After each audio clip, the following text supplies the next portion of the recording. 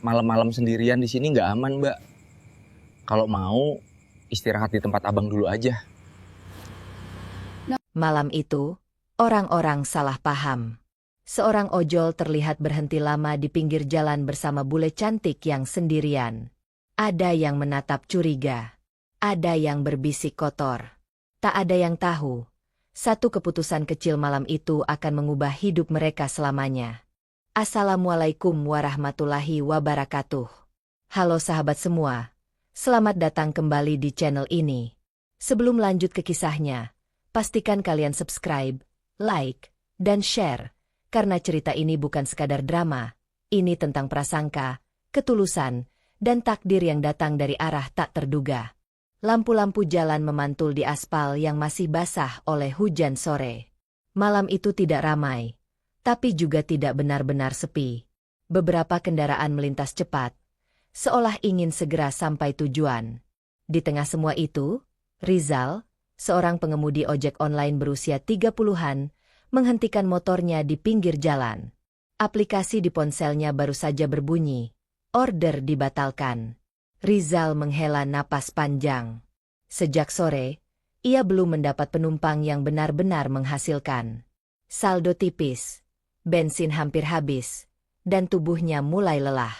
Ia menepi, berniat beristirahat sebentar sebelum memutuskan apakah akan lanjut narik atau pulang. Saat itulah matanya menangkap sosok yang tidak biasa. Di bawah lampu jalan yang temaram, seorang wanita asing berdiri kebingungan. Rambut pirangnya terurai, wajahnya pucat, matanya terlihat panik. Ia menggenggam ponsel, tapi layar itu gelap, mati. Pakaiannya rapi, bersih, tapi tubuhnya jelas kelelahan. Rizal ragu. Pengalaman di jalan mengajarkannya satu hal. Tidak semua yang terlihat butuh pertolongan benar-benar aman. Namun instingnya menolak untuk langsung pergi. Wanita itu menatapnya, lalu melangkah mendekat dengan hati-hati. "Excuse me, please." Suaranya pelan, nyaris tenggelam oleh suara kendaraan. Rizal membuka helmnya. "Kenapa, Mbak?" Bahasa Inggrisnya pas-pasan, tapi cukup untuk menangkap satu hal penting. Wanita itu kehilangan dompet. Uangnya habis. Aplikasinya tidak bisa dipakai. Ia tidak tahu harus kemana. Beberapa pengendara lain melambatkan laju motor mereka. Ada yang melirik. Ada yang tersenyum miring. Dua orang di seberang jalan bahkan berhenti sejenak, memperhatikan. Ojol sama bule," bisik seseorang. "Malam-malam lagi." Rizal mendengar. Dadanya mengencang. Ia belum melakukan apa-apa, tapi prasangka sudah lebih dulu muncul. Wanita itu memperkenalkan diri. "My name is Emma," katanya lirih. "I don't have money." Rizal menatap jam di ponselnya. Sudah lewat pukul 10 malam. Jalan ini bukan tempat yang ramah bagi orang asing sendirian. "Kamu mau kemana?" tanyanya. Emma menggeleng. Matanya berkaca-kaca. Ia terlihat menahan tangis, seperti seseorang yang sudah terlalu lama berpura-pura kuat. Rizal menelan ludah. Di kepalanya, berbagai kemungkinan berputar. Risiko, gosip, salah paham, bahkan bahaya. Tapi satu hal terasa lebih berat. Meninggalkan orang yang jelas sedang butuh bantuan. "Naik," katanya akhirnya. "Singkat. Kita cari tempat aman dulu." Emma ragu sejenak, lalu mengangguk. Ia naik ke motor dengan gerakan hati-hati. Rizal tidak langsung jalan. Ia memastikan jarak, memastikan semuanya wajar. Namun dari kejauhan, pemandangan itu terlihat berbeda. Seorang ojol, seorang bule cantik, berhenti lama di pinggir jalan malam hari. Orang-orang yang melihat tidak tahu percakapan mereka. Tidak tahu rasa takut Emma. Tidak tahu pertimbangan Rizal. Yang mereka lihat hanya potongan gambar. Dan potongan itu cukup untuk memicu cerita kotor.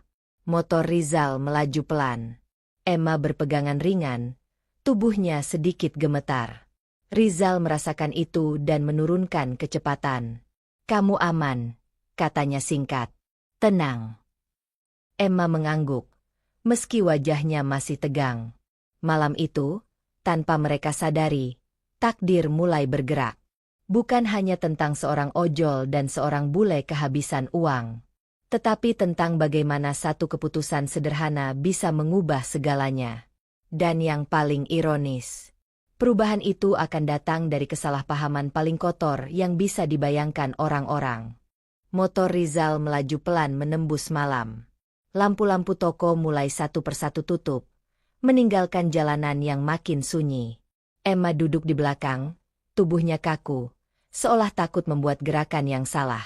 Rizal menjaga jarak, fokus ke jalan, mencoba membuat suasana tetap normal.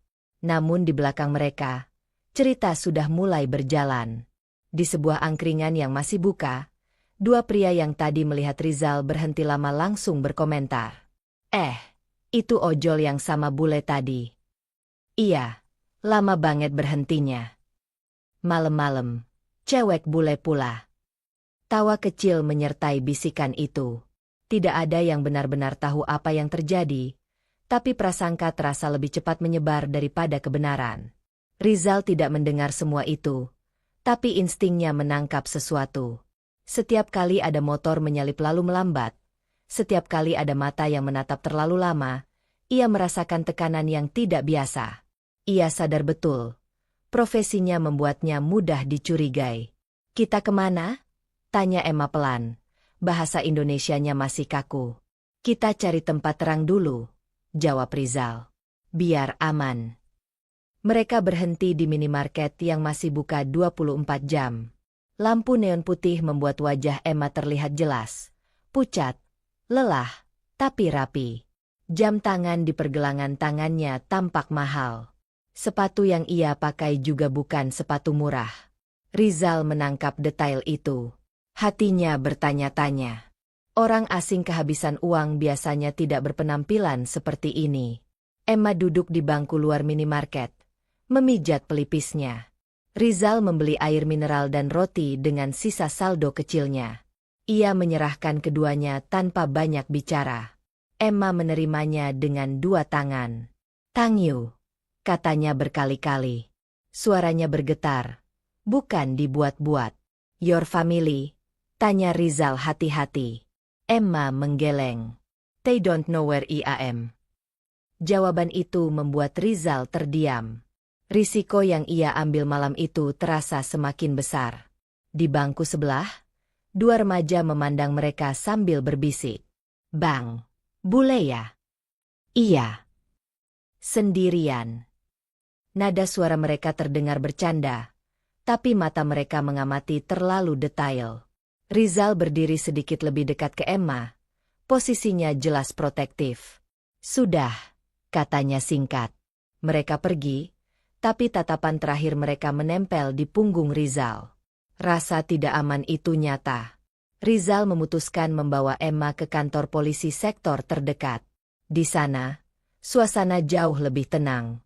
Seorang petugas mendengarkan cerita Emma dengan serius, membantu menjelaskan prosedur. Ketika petugas menanyakan identitas, Emma terdiam sejenak. Ia menatap Rizal, ragu, lalu akhirnya berkata, "My father owns property companies. He is very worried if he knows." Kalimat itu membuat ruangan seolah berhenti. Petugas mengangkat alis. "Property." Emma mengangguk. "Yes. Big projects." Rizal menelan ludah. "Anak bos properti." Kata-kata itu bergema di kepalanya. Ia menatap Emma dengan sudut mata, lalu menunduk lagi. Jarak dunia mereka terasa semakin lebar. Petugas langsung mencatat lebih serius. Nada bicaranya berubah formal. "Kami akan hubungi kedutaan." Saat mereka keluar dari kantor polisi, Emma menghela napas panjang. "I'm sorry," katanya pada Rizal. "Because of me, people think bad about you." Rizal tersenyum tipis. Biasa. Orang lihat gambar, bukan cerita. Namun di dalam hatinya, ia tahu ini bukan hal kecil. Jika identitas Emma benar, maka gosip yang beredar bukan lagi sekadar omongan warung. Ini bisa berujung masalah besar bagi dirinya. Malam semakin larut. Rizal mengantar Emma ke penginapan sementara yang direkomendasikan polisi. Ia memastikan semua beres sebelum pamit. Saat Rizal kembali ke motornya, ponselnya bergetar. Grup WhatsApp ojol ramai. Bro, itu lu yang sama bule. Hahaha, viral di IG story. Hati-hati, bro. Rizal menatap layar lama.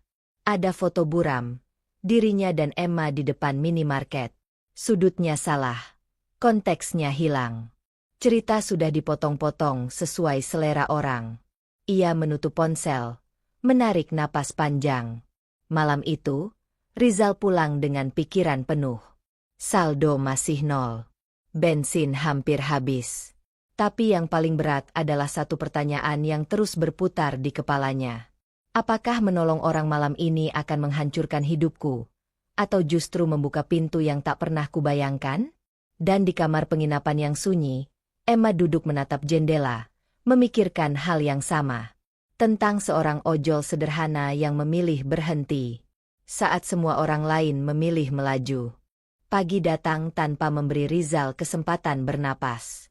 Notifikasi di ponselnya menumpuk sejak subuh. Grup ojol yang biasanya berisi keluhan order kini penuh tangkapan layar.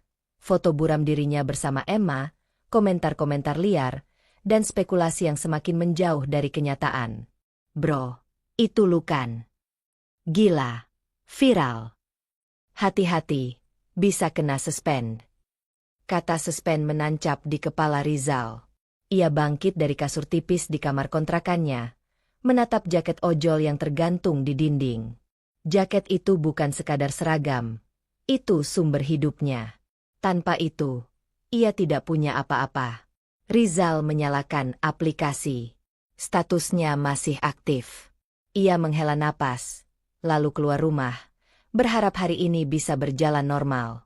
Namun di pangkalan kopi dekat titik kumpul ojol, suasana terasa berbeda.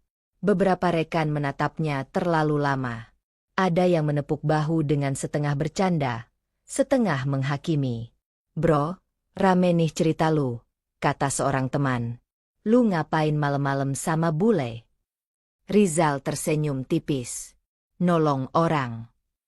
Ya, orang luar gitu loh, sahut yang lain, nada suaranya merendah, seolah paham maksudnya. Rizal tidak menjawab. Ia tahu, penjelasan panjang hanya akan jadi bahan olok-olok baru. Ia menyalakan motor dan pergi. Order pertama masuk. Rizal mengantar penumpang seperti biasa. Tapi setiap berhenti di lampu merah, ia merasa ada mata yang mengamati. Beberapa orang memegang ponsel, menoleh, lalu berbisik. Identitasnya sebagai ojol yang sama bule telah mendahuluinya. Menjelang siang, ponselnya kembali bergetar.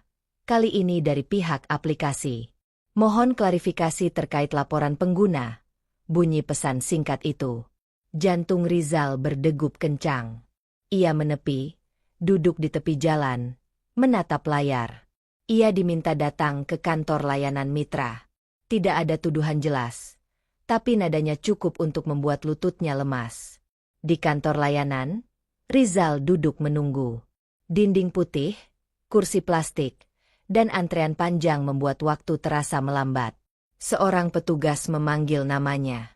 Ada laporan soal perilaku tidak pantas, kata petugas itu, datar. Rizal menarik napas. Saya menolong orang yang kehabisan uang. Petugas mengangguk, mencatat. Kami akan verifikasi. Sementara, akun Anda kami pantau. Pantau. Bukan diblokir, tapi cukup dekat untuk membuat hidupnya tak tenang. Di tempat lain, Emma menjalani hari yang tidak kalah berat. Di penginapan, ia menerima panggilan video yang akhirnya tersambung. Wajah seorang pria paruh baya muncul di layar. Ayahnya. Raut wajahnya tegang, antara marah dan cemas. "Where are you?" tanyanya. Emma menjelaskan dengan singkat, berhati-hati. Ia menyebut kehilangan uang, bantuan polisi, dan seorang pengemudi yang menolongnya. Ia tidak menyebut gosip, Tapi ayahnya sudah tahu lebih banyak dari yang ia kira. "We are sending people," kata ayahnya tegas. "Now." Emma menutup panggilan dengan perasaan campur aduk. Ia lega, tapi juga takut. Apa yang akan terjadi pada Rizal ketika orang-orang berpengaruh itu datang? Sore hari, dua pria asing datang ke penginapan. Mereka sopan, rapi, dan jelas bukan orang sembarangan. Mereka berbicara dengan pihak hotel, lalu menemui Emma. "We're here to help," kata salah satu dari mereka. Emma mengangguk. "Please, don't hurt him," katanya cepat. "He did nothing wrong." Pria itu menatapnya serius. "We just want the truth." Di sisi lain kota, Rizal pulang lebih awal. Ia duduk di teras kontrakan, memandangi jalan. Tetangga lewat, ada yang menyapa singkat, ada yang berpura-pura sibuk. Tekanan itu nyata dan sunyi. Malam datang. Rizal menerima pesan tak dikenal. "Kami ingin bertemu." Ini tentang Emma. Tangannya gemetar. Ia menatap ponsel lama, lalu menghela napas. Ia tidak lari. Ia memilih datang. Di sebuah kafe sederhana, dua pria itu sudah menunggu. Mereka tidak mengancam. Mereka bertanya dengan tenang. Rizal menjawab apa adanya. Tentang jalan malam, tentang saldo nol, tentang keputusan berhenti. Setelah lama mendengarkan, salah satu dari mereka berkata, "You protected her." Kalimat itu membuat Rizal terdiam. Malam itu, ketika Rizal pulang, ia tidak tahu apakah hidupnya akan runtuh atau bangkit. Tapi satu hal pasti, ia telah berdiri di ujung tanduk, dan apapun yang terjadi selanjutnya akan mengubah segalanya. Rizal tiba di lobi hotel dengan langkah ragu. Bangunan itu jauh dari dunia yang biasa ia kenal. Lantai mengilap, pendingin ruangan dingin, dan resepsionis yang berbicara pelan. Ia merapikan jaket ojolnya, merasa kecil di tengah kemewahan yang asing. Emma sudah menunggu. Wajahnya terlihat lebih tenang, tapi matanya menyimpan kekhawatiran. Ketika melihat Rizal, ia berdiri dan tersenyum lega. "Thank you for coming," katanya. Mereka dipersilakan masuk ke sebuah ruangan pertemuan. Dua pria yang sebelumnya menemuinya di kafe sudah ada di sana, bersama seorang wanita berpenampilan tegas. Tak lama kemudian, seorang pria paruh baya masuk, ayah Emma. Auranya kuat, suaranya tenang namun berwibawa. Rizal berdiri, menunduk sopan. "Selamat malam, Pak." Pria itu mengangguk. "Duduklah." Pertemuan dimulai tanpa basa-basi. Ayah Emma memandang Rizal lama, lalu berkata, "Kami melihat banyak cerita di luar. Kami ingin mendengar langsung darimu." Rizal menelan ludah. Ia menceritakan semuanya dari awal, dengan bahasa sederhana dan jujur. Tentang malam yang sepi, tentang Emma yang kebingungan, tentang saldo nol, tentang keputusan berhenti yang diambil bukan karena keberanian, tapi karena nurani. Ia tidak menambah atau mengurangi apapun. Ruangan hening. Emma sesekali mengangguk, menguatkan cerita Rizal. Wanita yang tadi duduk di sudut mencatat sesuatu. Dua pria penghubung saling bertukar pandang. Akhirnya ayah Emma berbicara. "Orang-orang menyangka yang buruk," katanya pelan. "Kami juga sempat khawatir." Ia berhenti sejenak, lalu menatap Rizal. "Tapi dari ceritamu, kau melindunginya." Kalimat itu terasa seperti beban yang dilepaskan dari dada Rizal. Ia mengangguk, tanpa berani tersenyum. Ayah Emma melanjutkan, "Kami akan meluruskan kabar yang beredar. Kami tidak ingin orang yang berbuat baik justru dirugikan." Emma menoleh ke Rizal. Matanya berkaca-kaca. "I told them," katanya pelan. "You were kind." Namun kejutan belum selesai. Wanita yang mencatat tadi menyerahkan sebuah map. Ayah Emma mendorongnya ke arah Rizal. "Kami ingin menawarkan sesuatu," katanya. Rizal membuka map itu perlahan. Isinya bukan uang tunai, melainkan tawaran kerja, pelatihan logistik, posisi operasional, kesempatan belajar. Dunia yang sama sekali baru. Kami selalu butuh orang yang jujur dan bertanggung jawab, kata ayah Emma. Apa yang kau lakukan menunjukkan karakter. Rizal terdiam. Tawaran itu menggiurkan. Terlalu menggiurkan. Ia membayangkan kontrakannya, motor tuanya, dan jaket ojol yang selama ini menjadi penopang hidup. Ia juga membayangkan tatapan orang-orang yang tadi mencibir. Pak, katanya hati-hati. Saya bukan orang sekolah tinggi. Ayah Emma tersenyum tipis. Karakter tidak diajarkan di kampus. Emma memandang Rizal dengan harap dan takut sekaligus. You don't have to decide now, katanya. Malam itu, pertemuan berakhir dengan suasana lebih hangat. Ayah Emma menjabat tangan Rizal. Terima kasih sudah menjaganya. Di luar hotel, Rizal berdiri lama. Kota berkilau di kejauhan. Ponselnya bergetar. Pesan dari pihak aplikasi. Statusnya kembali normal. Tidak ada suspend. Tidak ada catatan pelanggaran. Keesokan harinya, unggahan yang sempat viral menghilang. Digantikan klarifikasi singkat dari akun resmi hotel dan kepolisian. Komentar-komentar perlahan berubah nada. Ada yang meminta maaf. Ada yang diam-diam menghapus ejekan. Rizal kembali menarik ojol, tapi rasanya berbeda. Setiap tarikan gas terasa lebih ringan. Ia tahu, pintu baru telah terbuka, dan keputusan besar menunggunya. Sore itu, Emma mengirim pesan. Can we talk? Mereka bertemu di taman kecil. Tidak ada ayah, tidak ada penghubung. Hanya dua orang yang dipertemukan oleh malam yang salah dimengerti. Emma berkata pelan, when everything was noisy, you stayed calm. Rizal tersenyum. Takut juga, sebenarnya. Emma tertawa kecil. Lalu, dengan suara yang hampir berbisik, ia bertanya, what will you choose? Rizal menatap langit senja. Ia tahu jawabannya akan menentukan arah hidupnya. Bukan hanya soal pekerjaan, tapi tentang keberanian memilih masa depan tanpa kehilangan dirinya sendiri. Malam kembali turun dengan tenang. Tidak ada sorot kamera, tidak ada bisik-bisik liar, tidak ada tatapan mencurigakan. Rizal duduk di bangku taman yang sama, menatap jalan yang kini terasa lebih ramah. Di tangannya, ponsel bergetar pelan, pesan dari pihak perusahaan ayah Emma yang menunggu jawabannya.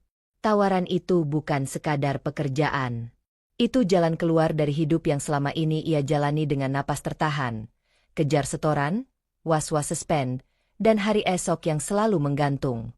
Tapi bersama tawaran itu, ada pertanyaan yang mengganggu. Apakah ia masih akan menjadi dirinya sendiri? Emma datang tanpa banyak suara. Ia duduk di samping Rizal, menjaga jarak yang nyaman. Rambutnya diikat sederhana. Wajahnya tampak lebih ringan dari malam-malam sebelumnya. Mereka tidak langsung bicara. Ada hening yang tidak canggung. Hening orang-orang yang telah melewati badai bersama. Aku memutuskan, kata Rizal akhirnya. Emma menoleh. Menunggu. Aku terima pelatihan itu, lanjutnya. Tapi aku ingin tetap narik sampai waktunya tepat. Aku tidak mau lari dari hidupku sendiri. Emma tersenyum. Bukan senyum lega semata, tapi senyum hormat. That's you, katanya. You don't pretend. Hari-hari berikutnya bergerak cepat. Rizal menjalani pelatihan dasar, disiplin waktu, keselamatan, pengelolaan rute. Ia belajar banyak, tapi tidak kehilangan kebiasaan lamanya. Pagi hari ia masih menarik ojol. Siang ia belajar. Malam ia pulang dengan rasa lelah yang berbeda, lelah yang punya arah. Emma, di sisi lain, menunggu proses dokumennya selesai. Ia sering menemani Rizal dari kejauhan, menunggu di kedai kopi kecil, membaca buku, sesekali menyapa penumpang dengan senyum canggung. Tidak ada pamer, tidak ada sorotan. Suatu sore, ketika hujan rintik turun, Rizal berhenti di pinggir jalan. Ia melihat refleksi dirinya di kaca spion, jaket ojol basah, helm tergores, mata yang lelah tapi tenang. Ia teringat malam pertama itu. Prasangka, gosip, ketakutan, dan satu keputusan sederhana untuk berhenti. Kalau malam itu aku lewat, gumamnya, semua ini tidak ada. Emma mendengarnya. And if you did, katanya pelan, it would still be lost. Mereka tertawa kecil, tawa yang tidak besar, tapi cukup untuk menghangatkan. Hujan berhenti. Jalanan kembali hidup. Beberapa minggu kemudian, proses Emma selesai. Ia harus kembali sementara untuk mengurus urusan keluarga. Perpisahan itu tidak dramatis. Tidak ada janji muluk. Hanya pelukan singkat dan kata-kata yang jujur. Whatever happens, kata Emma, thank you for choosing kindness. Rizal mengangguk. Jaga diri. Waktu berlalu. Pelatihan berakhir. Rizal resmi menempati posisi baru, bukan karena siapa yang ia kenal, tapi karena siapa ia sebenarnya. Ia tetap rendah hati, tetap menepi untuk menolong ketika melihat orang butuh bantuan. Bedanya, kini ia melakukannya dengan tenang, tanpa takut dunia salah paham. Suatu malam, ponselnya bergetar. Pesan dari Emma. Singkat. I'm back. Mereka bertemu di tempat yang sama. Tidak ada kamera. Tidak ada cerita liar. Hanya dua orang dewasa yang memahami harga sebuah keputusan. Mereka berjalan pelan, berdampingan, membiarkan kota menjadi saksi. People still talk, kata Rizal. Emma tersenyum. They always will. Rizal menghela napas. Yang penting, kita tahu ceritanya. Di bawah lampu jalan, mereka berhenti. Tidak ada janji besar. Tidak ada rencana diumumkan. Hanya kesepakatan sunyi untuk melangkah pelan, jujur pada diri sendiri, dan setia pada kebaikan yang pernah dipilih. Malam itu, bagi dunia, mungkin biasa saja. Bagi mereka, malam itu mengubah segalanya. Bukan karena gosip yang beredar, melainkan karena keputusan untuk tetap manusia ketika prasangka datang lebih dulu. Dan di jalan yang sama, Rizal kembali melaju, bukan untuk lari dari hidupnya, tapi untuk menyambut masa depan dengan kepala tegak.